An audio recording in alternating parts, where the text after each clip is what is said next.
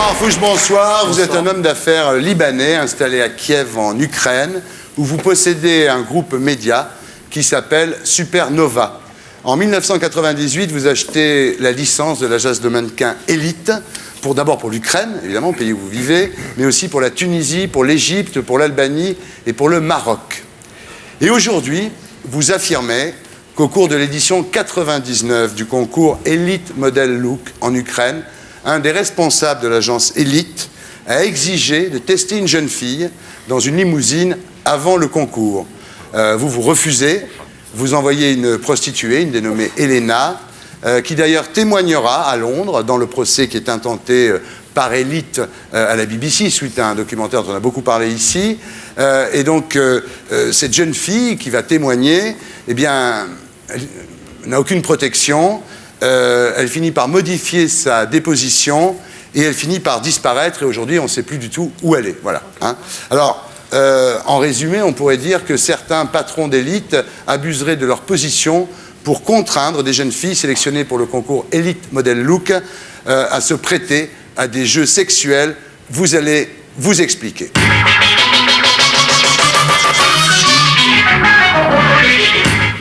En fait, un des dirigeants qui était le patron du concours, c'était pas n'importe lequel, c'était vraiment le chef. Avant d'arriver, la veille du concours, il me dit moi je vais maintenant arriver, je vais tester les filles. Je dis ça veut dire quoi? Il me dit je vais faire l'amour, je vais coucher avec celle qui me plaît le plus. J'ai dit mais c'est pas possible. Il me dit mais c'est comme ça que ça se passe, partout c'est comme ça. J'ai dit mais il n'est pas question. Finalement, il me dit, si tu ne le fais pas, je te retire la licence. Moi, on ne pouvait pas me retirer la licence. C'était prévu de passer en prime time à la télévision, les sponsors internationaux et tout ça. Je fais une réunion avec tous mes collaborateurs. Et un de mes collaborateurs, il me dit, mais il y a des filles qui sont payées pour ça. Et nous, on peut lui dire qu'on va t'organiser une fille.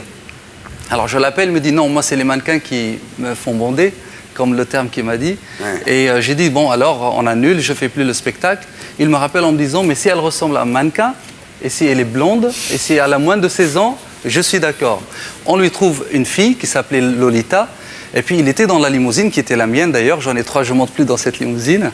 Après, il a épargné toutes les filles, il était satisfait sexuellement, il n'a pas touché aux autres mannequins.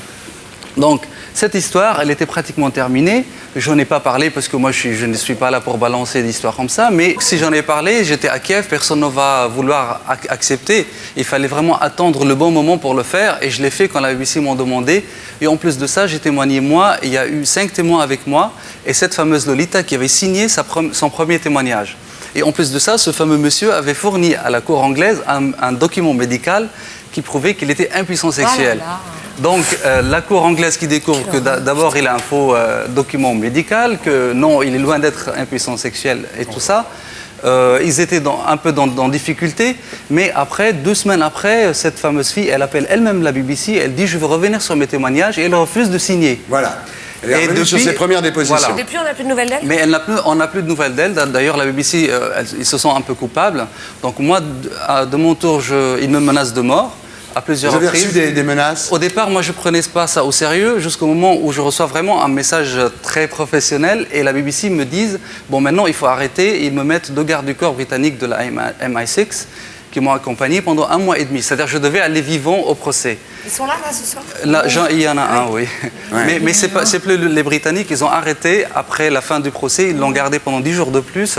Donc maintenant, les Britanniques ne me protègent pas. Moi, j'ai décidé de parler parce qu'ils continuent à faire la pression. Vous vous dites que finalement, le fait de balancer, parce qu'il faut dire quand même que tout ça a commencé dans un journal très sérieux, qui est le journal Capital. Hein. Ensuite, on en a parlé dans le journal Le Monde. Donc vous, finalement, aujourd'hui, vous dites que votre meilleure défense, c'est d'en parler, finalement. Je n'ai pas le choix. En plus, au point là où je suis, il ne faut pas que je revienne en arrière. Il y a beaucoup de filles qui attendent vraiment que ça se termine et elles n'osent pas encore parler parce que la plupart des filles viennent des pays de l'Est. Elles ont des visas de travail qui dépendent de l'agence de mannequins. Donc, en 2 secondes, leur visa est annulé, elles sont expulsées. Et en plus de ça, où ils ont des photos d'elles avec des gens importants. Et vraiment, c'est un réseau ultra grand. Je tiens à rassurer quand même des gens qui se sentent concernés par ce que je dis, important, que je ne veux pas aller balancer tout le monde. Ce n'est pas mon rôle. Tout simplement, je veux que ça s'arrête, si c'est possible, ou il faut faire une loi au Parlement ou autre, mais il faut vraiment protéger ces filles-là. Et puis, il faut que ces dirigeants importants, ces gens dans la police ou des chefs de presse, qui ne vont pas pour aider les gens d'élite parce qu'ils ont peur de moi, mais plutôt changer de camp parce que cette génération de ces choses-là doit se terminer maintenant. On est au XXIe siècle, il ne faut pas continuer comme ça. C'est grave ce que vous dites. Ben, c'est grave, d'autant plus que depuis que j'ai l'article, j'ai souvent des gens qui me contrôlent mes papiers à chaque fois que je sors de chez moi, en bas de chez moi, etc. Juste, je tiens à signaler quand même qu'il fallait vraiment un magazine comme Capital et un journaliste courageux parce qu'il y a eu plusieurs tentatives de différents magazines et journaux et d'autres journalistes pour sortir cette affaire-là. Le Capital, il ne travaille pas beaucoup avec Élite en même temps. Ouais, ça doit être ça. Ouais. C'est un magazine qui n'a pas eu peur des menaces d'avant. Parce qu'à chaque fois que j'avais un plateau de télévision, ils essayaient de l'annuler. Les articles ne sortaient pas. Et il y a même des grandes agences comme AFP, les dépêches qui ont été annulées à la dernière minute et tout ça. Donc il y a vraiment des choses qui ne sont pas très nettes dans tout ça. Il y a quelque chose à ajouter, non? Je voulais vous remercier parce que c'est vraiment une occasion importante pour faire connaître cette histoire-là. C'est une émission libre et la séquence s'appelle Expliquez-vous. Merci beaucoup. Merci beaucoup. Et pour être sûr de ne rien rater de Inarditube, abonnez-vous et mettez un pouce bleu.